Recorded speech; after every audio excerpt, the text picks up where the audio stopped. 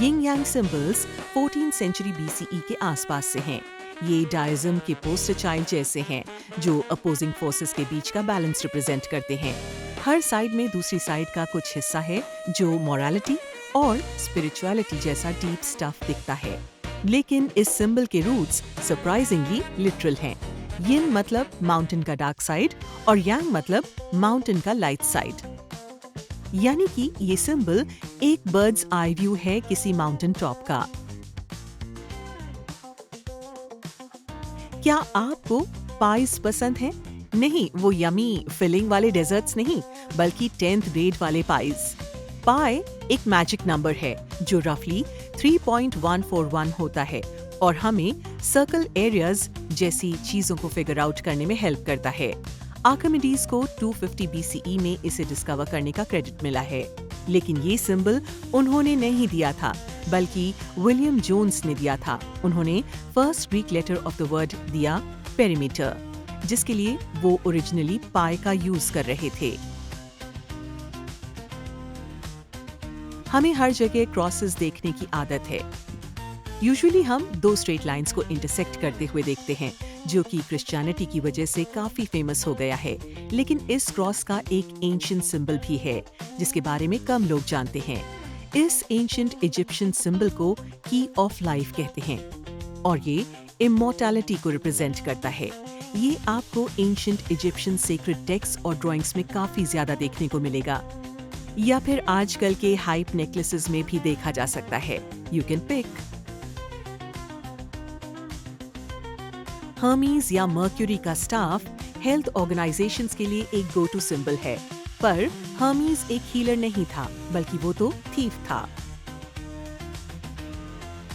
लेकिन 1200 BCE में ancient Greece में एस्क्लेपियस नाम के एक जीनियस डॉक्टर थे और उनका ट्रेडमार्क एक वुडन लॉग था जिस पर स्नेक रैप्ड था। कुछ मिलेनिया के बाद US आर्मी मेडिकल कॉर्प्स के ऑफिसर्स ने इन दोनों सिंबल्स को मिक्स कर दिया। ऊप्स! ये आई एम ऑल राइट का सिंबल आपको हॉट वाटर में ले जाकर लैंड करा देगा, मानिए या ना मानिए। लेकिन ये बुद्धिज्म और हिंदुइज्म में एक सेक्रेड सिंबल माना जाता है और उसे मुद्रा कहते हैं, स्पेसिफिकली मुद्रा ऑफ डिस्कशन। ये सिर्फ एक सिग्नल ही नहीं दैट यू आर ओके, ये शो करता है कि आप बुद्धा के विजडम को उन्हें ट्रांसमिट कर रहे हो, जो बुद्धा की टीचिंग्स के बारे में लर्न कर रहे हैं। ये काफी डीप बात थी, है ना? तो अब मैं श्योर नहीं हूँ कि हमें इस सिंबल को ऐसे ही यूज करना चाहिए या फिर नहीं। एनीवेज, लाइटनिंग बोल्ट भी इतना ज्यादा सिग्निफिकेंट था, ये हमें नहीं पता था। ये power rangers flash, charging station और ज़ूइस की रॉथ से रिलेट करता है।